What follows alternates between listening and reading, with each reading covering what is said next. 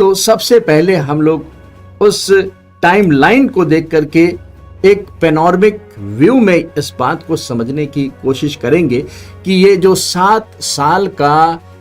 Tribulation और great tribulation का समय है वो कैसे बटा होगा। तो जैसा कि स्लाइड में हम देख रहे हैं कि ये जो तीसरा इवेंट है, इसमें हम इस बात का अध्ययन कर रहे हैं कि क्या होगा पृथ्वी पर जब प्रभु यीशु मसीह की मंडली जो है बादलों से होती हुई स्वर्ग में उठा ली जाएगी। तो अब जो क्लेश और महाक्लेश का समय होगा वो पृथ्वी पर होगा,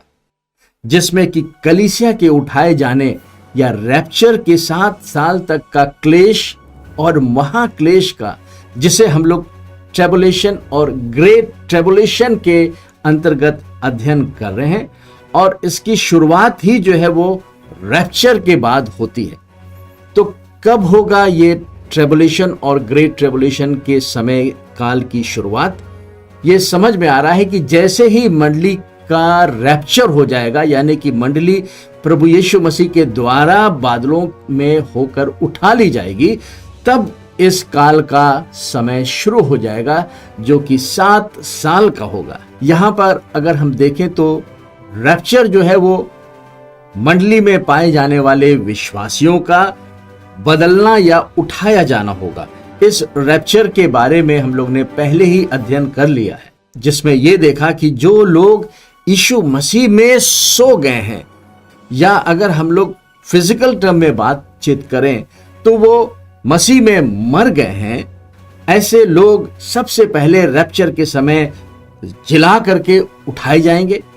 और वो लोग जो प्रभु यीशु मसीह के आने के समय तक जिंदा रहते हैं वो बदल जाएंगे। इस प्रकार से ये मंडली का रैप्चर होगा, और फिर क्लेश और महाक्लेश का 7 साल के समय की शुरुआत हो जाएगी। अब इन 7 सालों में 2 कैरेक्टर्स भी अपीयर होंगे, जिसमें कि पहला होगा मसीह विरोधी, जिसे एंटी क्राइस्ट कहेंगे, और दूसरा होगा फॉल्स प्रॉफिट। और इस 7 साल के समय में हम देखते हैं कि 7 मोहरें खुली जाएंगी, सील्स ओपन होंगे, और इस 7वें मोहर के खुलने से पहले ही 7 तुरहियां भी फूंकी जाएंगी, और 7वें तुरही के साथ जो है वो 7 धूप दान भी होंगे। और इसके बाद ट्रिबुलेशन के अंत के समय में प्रभु यीशु मसीह का दूसरा आगमन अपनी मंडली के साथ यरूशलेम में हो जाएगा।